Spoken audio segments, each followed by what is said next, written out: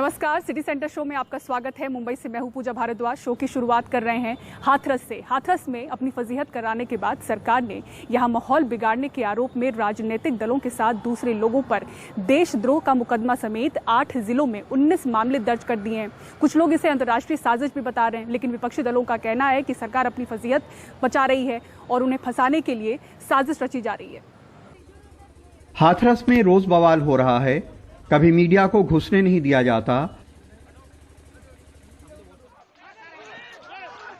तो कभी विपक्षियों पे लाठियां बरस रही हैं।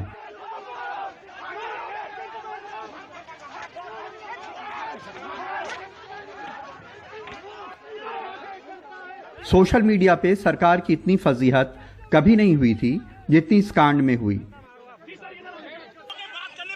मुख्यमंत्री योगी आदित्यनाथ ने इसे दंगा कराने की साजिश करार दिया है। उत्तर प्रदेश में अभी कितनी भीषण जाति और सांप्रदायिक दंगे की नींव रखी गई थी। एमनेस्टी इंटरनेशनल जैसे संगठनों के माध्यम से, विदेशी फंडिंग के माध्यम से कैसे कैसे लोग, राजनीतिक दलों के लोग, विभिन्न संगठनों के लोग किस तरीके से दंगा कराने पे उतारू थे। यह दृश्य आपने देखा होगा। पिछले एक सप्ताह से आप देख रहे होंगे कैसे माहौल को खराब करने का प्रयास हो रहा है। सरकार निकम्मी है। पूरे हाथरस में मामले की मिसहैंडलिंग के बाद अब पुलिस ने विपक्षियों पर 19 मुकदमे कायम कर दिए हैं। इनमें 6 मुकदमे हाथरस में दर्ज हुए हैं। पहला मुकदमा 4 अक्टूबर को देशद्रोह समेत 20 दफाओं में दर्ज हुआ। दूसरा मुकदमा 4 अक्टूबर को 9 दफाओं में दर्ज हुआ। तीसरा मुकदमा 4 अक्टूबर को 9 दफाओं में दर्ज हुआ।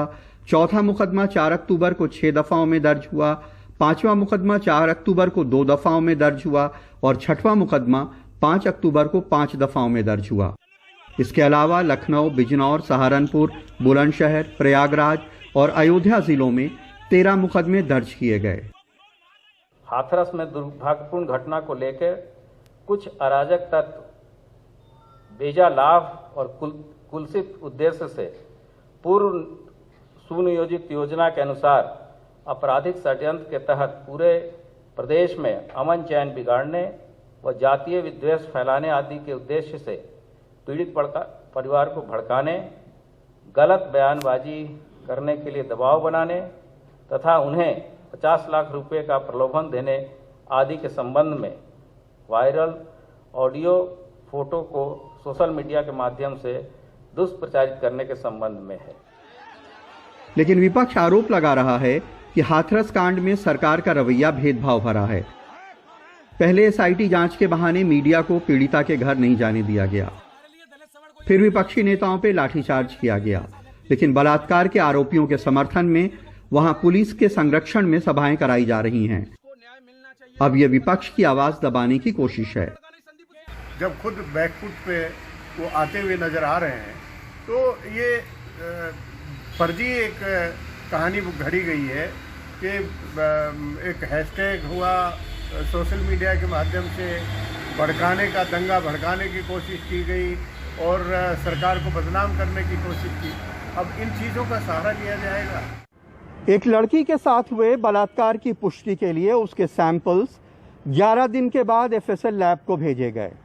उसकी लाश पुलिस ने जबरदस्ती आधी रात में जला दी। सारी दुनिया ने यह सब देखा। फजीहत होने के बाद अब सरकार एक कॉन्स्पिरेसी थ्योरी लेके आई है, लेकिन इस बात का भी सर्वे होना चाहिए कि इस कॉन्स्पिरेसी थ्योरी पे देश में कितने लोगों को यकीन है। हाथरस में मुकेश सिंह सेंगर, गुलशन और लखनऊ में राजेश गुप्ता के साथ कमाल खान, एनडीटीवी इंडिया। इधर हाथरस मामले की फोरेंसिक रिपोर्ट सवालों में है। कहा जा रहा है कि नमूने लेने में देरी हुई, जिसकी वजह से सही नतीजे नहीं आ सकते थे। इस पर सियासत गर्म है। पीएफआई के दलालों, वापस जाओ, वापस जाओ, वापस जाओ। दीपक शर्मा नाम के इस शख्स ने आम आदमी पार्टी के नेताओं संजय सिंह और राखी बिड़लान पर स्याही फेंकी। पुलिस ये करा रही है यार, देखो इनको, ये पुलिस करा रही है सामने खड़े होके। उसे पीटा भी गया और पुलिस के हवाले भी किया गया। लाशों की राजनीति बंद बंद करो। क्यों डाली स्याही? स्याही क्यों डाली? लाशों पे राजनीति बंद करो। कौन कर रहा है? पीएफआई से पैसे लेकर वापस जाओ। आप कौन है? आप कौन है?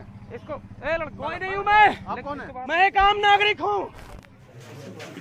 संजय सिंह उस वक्त पीड़ित परिवार से मिलकर बाहर आई थी। जितनी बातें परिवार ने बताई, इनकी सुरक्षा को लेकर गंभीर खतरा है और कोई भी बड़ी घटना इनके साथ हो सकती है। इसलिए मैं आप लोगों के माध्यम से मांग करता हूं कि परिवार को वायु श्रेणी की सुरक्षा प्रदान की जाए। इस पूरे मामले की सुप्रीम कोर्ट के जज के निगरानी में जांच कराई जाए। सीबीआई की जो जांच हो रही है वो सुप्रीम कोर्ट के जज की निगरानी में हो। संजय सिंह पर स्याही फेंकने के विरोध में आम आदमी पार्टी के कार्यकर्ता पुलिस से उलझे तो पुलिस ने डंडे चलाए। वहीं हाथरस पुलिस ने भीम आर्मी प्रमुख चंद्रशेखर आजाद और उनके समर्थकों, समाजवादी पार्टी के कार्यकर्ताओं और आरएलडी के कार्यकर्ताओं के खिलाफ धारा 144 तोड़ने का केस दर्ज किया, लेकिन बीजेपी के पूर्व एमएलए के खिलाफ कोई कार्रवाई नहीं की गई, जिसने अपने घर में सवर्ण समाज के सैकड़ों लोगों को बुलाकर पंचायत की। आरएलडी नेता जयंत चौधरी पर हुए लाठीचार्ज को लेकर एक पंचायत भी हुई। बीजेपी के पूर्व एमएलए के घर पर पंचायत हुई, 250 से 300 लोग इकट्ठे हुए, उन पर कोई कार्रवाई नहीं कर रहे। क्यों एफआईआर दर्ज नहीं कर रहे हैं 144 की वायलेशन की? देखिए, बिल्कुल बेबुनियाद आरोप है। हम किसी के ऊपर कोई केस दर्ज नहीं कर रहे हैं जब तक कि वो लॉ एंड ऑर्डर अपने हाथ में नहीं ले रहे हैं। वहीं हाथरस पीड़ित की फॉरेंसिक रिपोर्ट को लेकर विवाद है। ये वारदात 14 सितंबर को हुई। अलीगढ़ के जेएन मेडिकल कॉलेज में उसके बयान के बाद उसकी मेडिकल जांच 22 सितंबर को हुई। उसका वेजाइनल स्वैब 11 दिन बाद 25 सितंबर को आगरा की फॉरेंसिक लैब को मिला।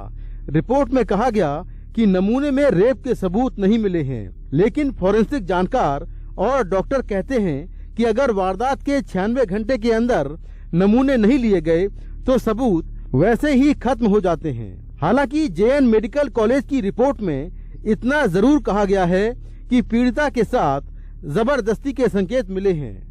जिस तरह से गवर्नमेंट की गाइडलाइन है कि 96 आवर के अंदर ही अंदर जब कोई रेप का इंसिडेंस हो उसे 96 घंटे से पहले भेजना होता है, लेकिन इस केस में ये देखने को मिला है कि 11वें दिन जो है सैंपल को भेजा गया, तो पूरी तरह से जो एफएसएल की रिपोर्ट है उसको सही साबित नहीं किया जा सकता। एक तरफ इस मामले को लेकर सियासत गर्म है तो वहीं इस मामले की एसआईटी जांच पूरी होने को है। हालांकि सीबीआई जांच का अब भी इंतजार है, लेकिन इसी बीच इलाके में जातिगत खाई गहरी होती जा रही है। हाथरस से कैमरामैन पवन कुमार के साथ मैं मुकेश सिंह, एनडीटीवी इंडिया। राजस्थान के सवाई माधोपुर में एक सेक्स रैकेट का भंडाफोड़ हुआ है, जिसमें कांग्रेस और बीजेपी के स्थानीय नेता शामिल हैं। ये भंडाफोड़ तब हुआ जब 8वीं की एक छात्रा ने बताया कि कई लोगों ने उसका यौन शोषण किया है। इस मामले में 5 लोगों को गिरफ्तार किया गया है। सुनीता वर्मा और पूनम चौधरी एक सवाई माधोपुर में भाजपा की महिला मोर्चा की अध्यक्ष और दूसरी कांग्रेस सेवा दल में, और दोनों अब यहाँ यौन उत्पीड़न की आरोपी हैं। इन पे आरोप है कि सरकारी काम करवाने की आड़ में ये देह व्यापार करती थीं। एक नाबालिग ने इन पर आरोप लगाया है कि इन महिलाओं ने उसे अपने परिचित लोगों के पास भेजा, जहां उसका यौन उत्पीड़न हुआ। दोनों महिलाएं अब पार्टी से सस्पेंड हो चुकी हैं। इसने 30-35 बच्चियां बताई हमको। जो सुनीता वर्मा है, जो बच्ची को फोटो दिखाती थी बच्चियों की, इसलिए हमको पता लगा इस चीज का। इनका जीवन संवार देती हूँ, शादी करवा देती, जैसे कोटा भेज दी, जयपुर भेज दी, हरियाणा भेज दी, पंजाब भेज दी, ऐसे बोलती थी वो। तो मैं उन बच्चियों को निकलवाना चाहती हूँ जो इसके चंगुल में फंस रही है। बड़े आदमियों के लिंक जुड़े हुए हैं इसके साथ। तो पुलिस ने अब तक इस मामले में सुनीता समेत 5 लोगों को गिरफ्तार किया है। पूनम अभी फरार है। सुनीता वर्मा बीजेपी की महिला मोर्चा अध्यक्ष सवाई माधोपुर है और उसका एक साथी हीरालाल है। इसके अलावा सुनीता वर्मा की एक मिलने वाली पूजा और पूनम चौधरी है। इन तीनों के खिलाफ एफआईआर में नाम है और इन्होंने मिलकर, सुनीता वर्मा और हीरालाल ने मिलकर इस पीड़िता को अपने जान पहचान के लोगों के साथ दुष्कर्म करवाया है। साथ ही पुलिस ये भी जांच कर रही है कि नाबालिग के साथ साथ और कितनी महिलाओं का शोषण हुआ है। जयपुर से हर्षा कुमारी सिंह, एनडीटीवी इंडिया। कर्नाटक के प्रदेश कांग्रेस अध्यक्ष डीके शिवकुमार के 14 ठिकानों पर सीबीआई ने छापेमारी की। आरोप आय से अधिक संपत्ति का है। महाराष्ट्र, दिल्ली और कर्नाटक में ये छापेमारी चली। उनके सांसद भाई के घर पर भी छापेमारी हुई। कांग्रेस के वरिष्ठ नेता और राज्य के पूर्व मुख्यमंत्री सिद्धारमैया ने इसे बदले की राजनीति करार दिया। कर्नाटक प्रदेश कांग्रेस अध्यक्ष डीके शिवकुमार का बेंगलुरु का घर। अंदर सीबीआई छापे मार रही थी और बाहर सीबीआई और बीजेपी के खिलाफ नारे लग रहे थे। बीजेपी एजेंट सीबीआई गए, बीजेपी एजेंट सीबीआई गए, बीजेपी एजेंट सीबीआई गए। डीके शिवकुमार और उनके सांसद भाई डीके सुरेश के घर पिछले 3 सालों के दौरान ईडी और इनकम टैक्स की रेड पड़ चुकी है। हाल ही में ईडी ने आय से अधिक 8 करोड़ 59 लाख रुपए की संपत्ति का मामला सीबीआई को सौंपा था। ईडी ने उन्हें गिरफ्तार कर 2019 में तिहाड़ जेल भी इसी मामले में भेजा था।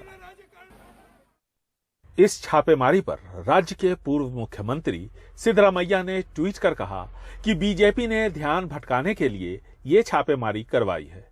हमारी उपचुनाव से जुड़ी तैयारी में विघ्न डालने के मकसद से मैं इसकी निंदा करता हूं। राज्य में विधानसभा के उपचुनाव होने हैं और हाल में हुए विधानसभा सत्र के दौरान मुख्यमंत्री बीएस येडियुरप्पा के बेटे पर लगे भ्रष्टाचार के आरोप को लेकर काफी शोर शराबा हुआ था। ऐसे में इस छापामारी की इस वक्त टाइमिंग को लेकर सवाल उठाए जा रहे हैं। बेंगलुरु से कैमरामैन कुमार के साथ निहाल किदवई, एनडीटीवी इंडिया।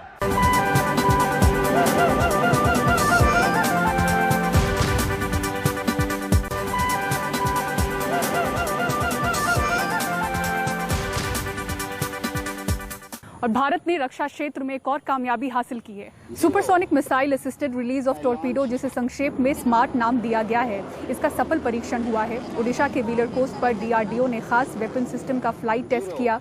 इस सिस्टम में टॉर्पीडो के साथ मिसाइल भी होती है। एंटी सबमरीन वॉरफेयर में ये तकनीक भारतीय नौसेना की ताकत को कई गुना बढ़ा सकती है। रक्षा मंत्री राजनाथ सिंह ने इस कामयाबी पर वैज्ञानिकों को बधाई दी।